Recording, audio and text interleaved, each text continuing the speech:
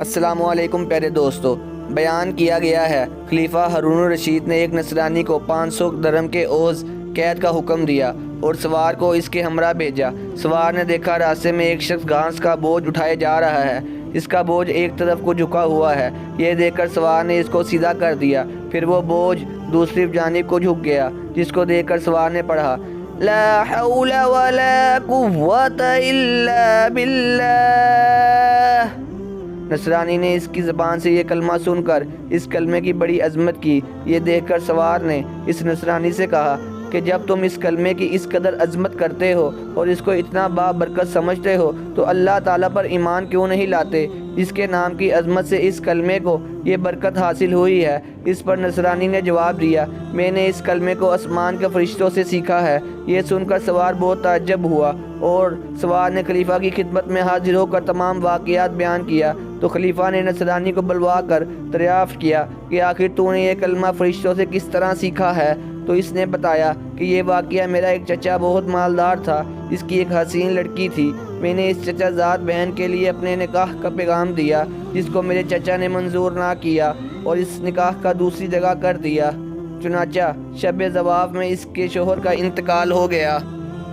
پھر میں نے اس سے نکاح کی درخواست کی، مگر اس نے اب میری درخواست منظور نہ کی اور دوسری جگہ اس کا نکاح کر دیا۔ اس کا وہ شوہر بھی اس طرح شب زواف میں بیوی کے پاس گیا تو مردہ پایا گیا۔ پھر تیسرے شخص سے اس کا نکاح ہوا، اس کے ساتھ بھی یہی واقعہ پیش آیا۔ اس کے بعد چوتھی مرتبہ میں نے پھر اپنے عقد کا پیغام دیا تو مجبوراً چچا نے اس لڑکی کا عقد مجھ سے کر دیا، کیونکہ متواتر ان حادثات کے بعد کوئی دوسرا اس لڑکی سے عقد کرنے کو تیار نہ تھا۔ آخر میں نے دیکھا کہ خلوت کے وقت شیطان ایک کوہ گراہ کی شکل میں ظاہر ہوا اور اس نے زور سے ایک چیخ مار کر کہا، تو کہاں آیا ہے؟ میں نے جواب دیا، میں اپنی بیوی کے پاس آیا ہوں۔ تو وہ شیطان کہنے لگا کہ تجھے معلوم نہیں میں نے اس سے پہلے شوہروں کے ساتھ کیا معاملہ کیا؟ میں نے جواب دیا، مجھے معلوم ہے۔ یہ سن کر وہ شیطان کہنے لگا، اگر تو نے اس بات پر راضی ہو کر یہ عورت رات کو میرے لیے ہو اور دن کو تیرے لیے تو بہتر ہے، ورنہ میں تجھے بھی مار ڈالوں گا۔ میں نے اس کی بات کو منظور کر لیا اور اسی طرح ایک مدت گزر گئی تو ایک روز شیطان نے مجھ سے کہا کہ آج میں رات کو مولا اعلیٰ کی باتیں چوری سننے کے لیے جاؤں گا، کیونکہ آج رات کو اس کام کے لیے میری باری ہے۔ کیا تم میرے ساتھ آسمان پر چلنے کو تیار ہو؟ میں نے جب اس پر اپنی رضامندی کا اظہار کیا تو شیطان نے ایک بڑے اونٹ کی شکل اختیار کر کے مجھ سے کہا، میری پشت پر مضبوطی سے سوار ہو جانا۔ چنانچہ جب میں اس پر سوار ہو گیا تو وہ شیطان ہوا میں اڑنے لگا۔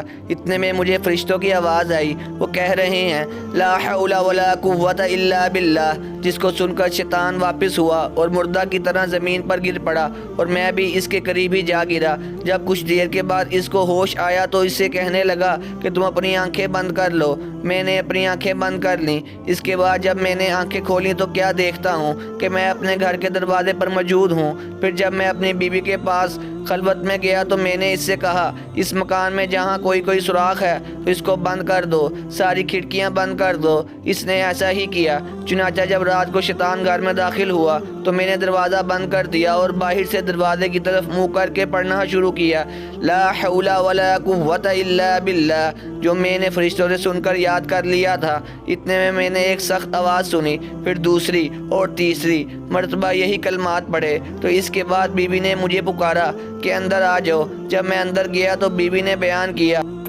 کہ تم نے پہلی مرتبہ لا حول ولا قوة الا باللہ پڑھا تھا تو شیطان نے یہاں سے بھاگنے کا رستہ تلاش کیا، مگر ایسے کوئی رستہ نہیں ملا۔